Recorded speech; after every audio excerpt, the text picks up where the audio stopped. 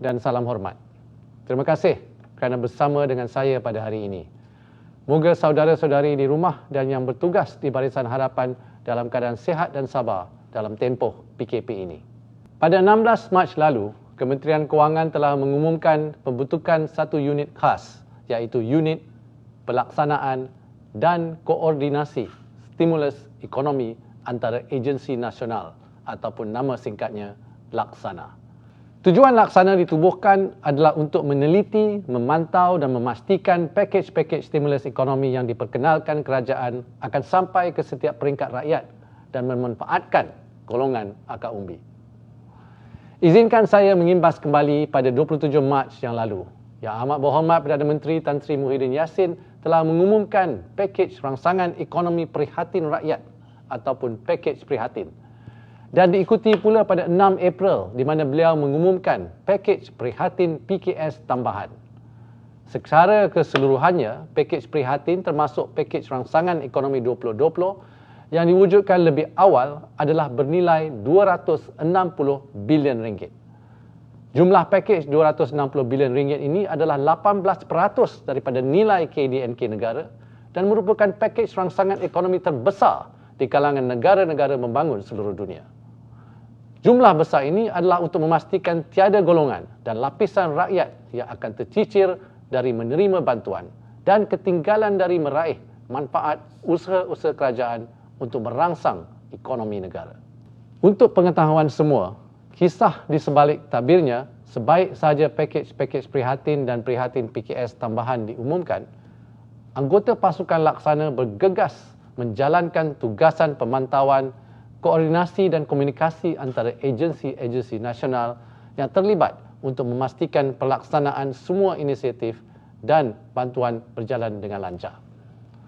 Alhamdulillah, hasil sinergi antara Laksana dan agensi-agensi pelaksana seperti Bank Negara Malaysia, LHDN, KWSP, Perkeso dan BSN, kita telah menyaksikan bantuan-bantuan utama seperti bantuan prihatin untuk terdeteksi, pemandu pelancong dan penarik beca, bantuan untuk isi rumah dan individu bujang B40 dan M40, bantuan pelajar IPT dan juga langkah-langkah prihatin PKS tambahan seperti subsidi gaji, kemudahan bantuan khas ataupun Special Relief Facility dan sebagainya.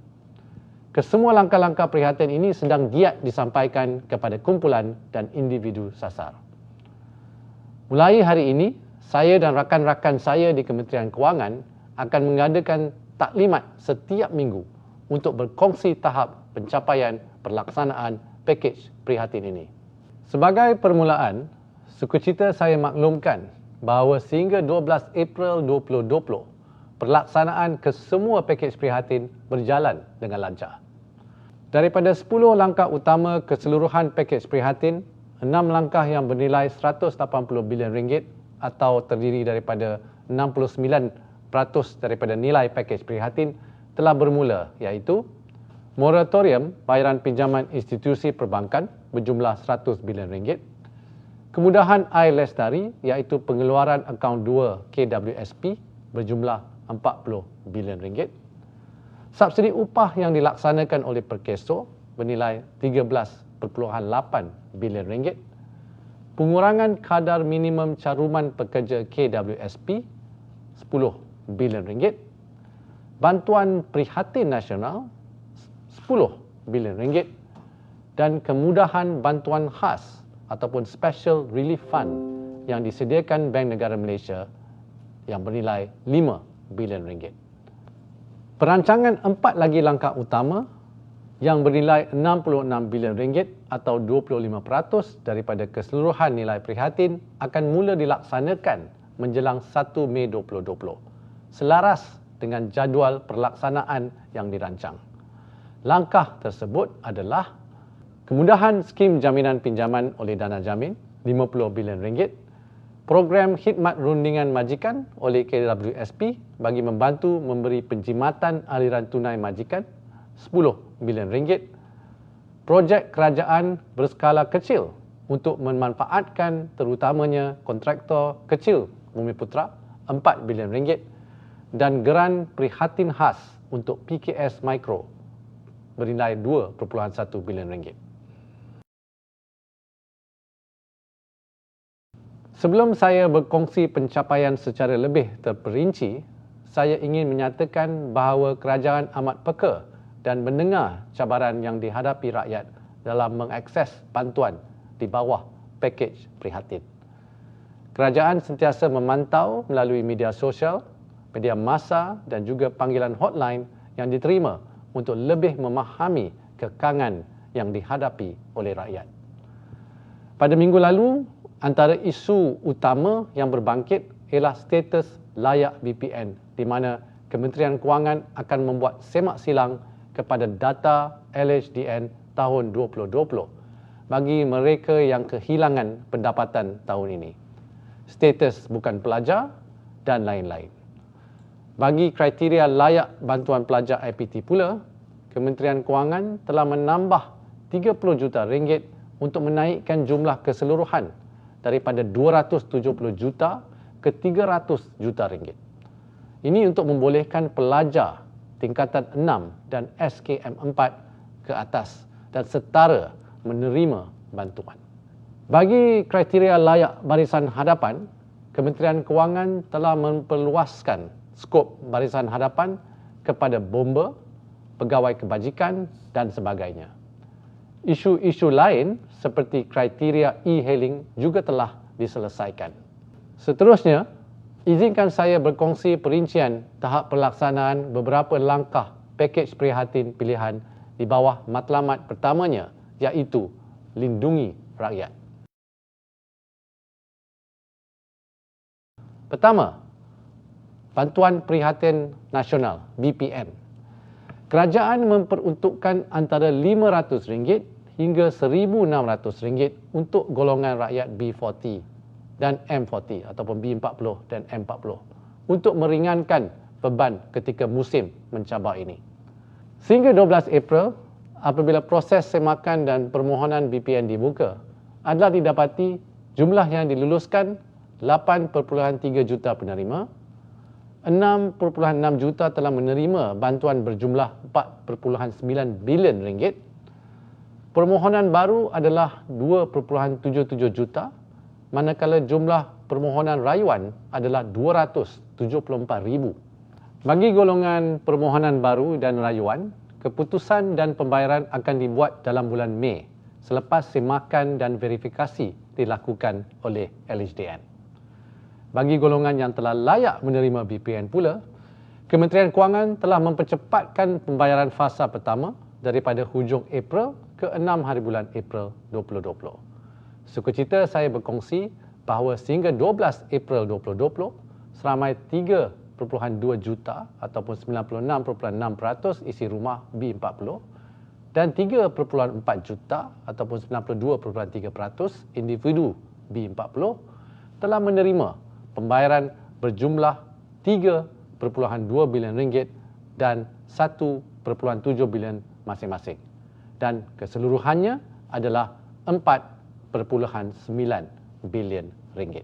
Dalam minggu ini, antara 13 hingga 15 April 2020, sebanyak 750 juta ringgit akan disalurkan kepada lebih kurang 1.5 juta penerima.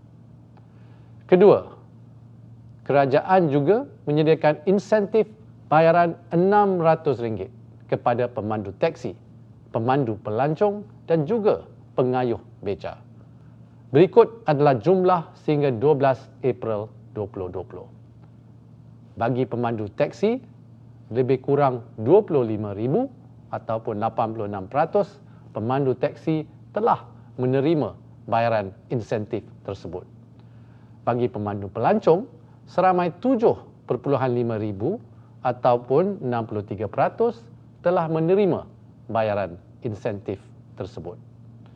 Bagi pengayuh beca, 100% pembayaran telah dibuat. Ketiga, bayaran allowance khas kepada penjawat awam Barisan Hadapan. Tuntutan allowance bulanan RM600 bagi pegawai kesihatan dan RM200 bagi pegawai Barisan Hadapan yang lain akan bermula pada bulan April ini, memanfaatkan 200,000 pegawai. Keempat, bayaran insentif RM500 buat pemandu e-hailing.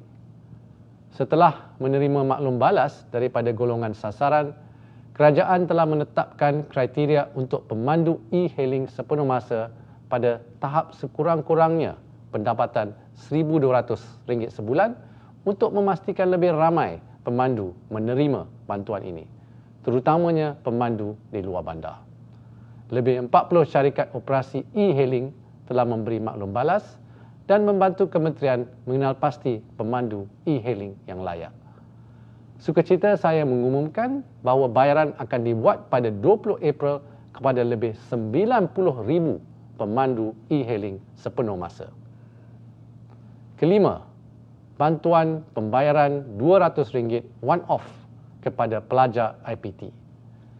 Pada 11 April 2020, saya telah mengumumkan bahawa bantuan ini diperluas kepada pelajar tingkatan 6 dan setara serta pelajar sijil kemahiran Malaysia tahap 4 yang setara dengan diploma melibatkan bayaran RM300 juta.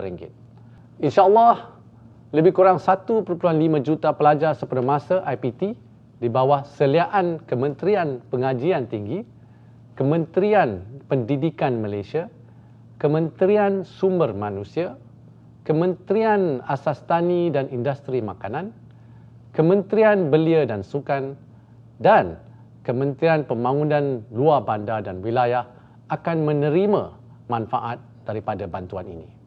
Keenam, pelantikan pegawai kesihatan untuk memerangi penularan wabak COVID-19. Kerajaan terus komited menyokong barisan hadapan atau frontliners negara dalam usaha memerangi COVID-19. Ini termasuk memastikan terdapat sumber insan dan kepakaran yang mencukupi untuk menyokong usaha-usaha di makmal, hospital dan pusat kuarantin seluruh negara. Kerajaan mensasarkan pelantikan 2,000 pegawai perubatan untuk tujuan ini. Sehubungan itu, dengan sukacitanya, ingin saya berkongsi bahawa sehingga 12 April 2020, seramai 1,974 pegawai kesihatan pelbagai grade telah dilantik. Seterusnya, saya ingin berkongsi status pelaksanaan langkah-langkah bantuan di bawah matlamat nombor 2 pakej prihatin, iaitu sokong perniagaan. Pertama, di bawah Bank Negara Malaysia, terdapat beberapa kemudahan kewangan untuk perniagaan yang disediakan. Ini termasuk kemudahan bantuan khas ataupun Special Relief Fund di mana sebanyak RM5 bilion disediakan. Sehingga 12 April 2020, hampir 3,000 perniagaan telah diluluskan untuk menerima SRF ini dengan jumlah sebanyak RM1.46 bilion ataupun lebih kurang 30% tahap pelaksanaan. Kedua, program Air Lestari KWSP.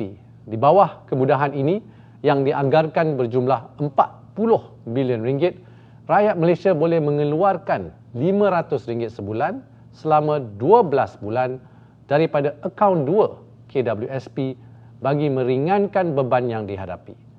Sehingga 12 April 2020, 1.28 juta permohonan diterima. 1.17 juta permohonan diluluskan yang melibatkan pengeluaran sebanyak RM572 juta untuk bulan Mei 2020. Ini menunjukkan bahawa ramai rakyat Malaysia yang dapat meringankan beban mereka dengan duit ini. Adalah dijangka jumlah ini akan meningkat dalam bulan-bulan yang akan datang. Ketiga, inisiatif subsidi upah. Kerajaan telah memperuntukkan RM13.8 bilion bagi menolong PKS. Sehingga 12 April 2020, jumlah permohonan adalah 31,000 majikan dan 299,000 pekerja, dan daripada jumlah tersebut, 98% merupakan syarikat kecil dengan jumlah pekerja 75 dan ke bawah. Anggaran implikasi lebih kurang RM307 juta. Keempat, Employee Retention Program. Kerajaan memperuntukkan RM120 juta untuk membiayai RM600 bagi pekerja yang cuti tanpa gaji. Sehingga 12 April 2020, kerajaan menerima permohonan sebanyak 6,900 majikan untuk 47,000 pekerja. Implikasinya ialah 28.6 juta ringgit. Daripada jumlah perbelanjaan tambahan kerajaan di bawah prihatin, setakat 12 April 2020, Kementerian Kewangan telah menyalurkan peruntukan sebanyak 8.6 bilion ringgit atau 25% daripada jumlah peruntukan kepada kementerian dan agensi pelaksanaan yang berkaitan. Masih ada banyak lagi pelaksanaan yang perlu dibuat. Meskipun dalam keadaan PKP, kerajaan akan memastikan jentera kerajaan terus beroperasi bagi memastikan kelangsungan pelaksanaan langkah prihatin, terutamanya langkah yang menyumbang kepada kebajikan rakyat dan peningkatan aktiviti ekonomi negara. Memandang ke hadapan, saya berharap agar rakyat dan PKS yang masih belum mendapat manfaat yang disediakan segeralah membuat permohonan. InsyaAllah kita akan cuba sedaya upaya untuk mempertimbangkan semua permohonan. Sekian, wabillahi taufik wal hidayah. Wassalamualaikum warahmatullahi wabarakatuh. Terima kasih.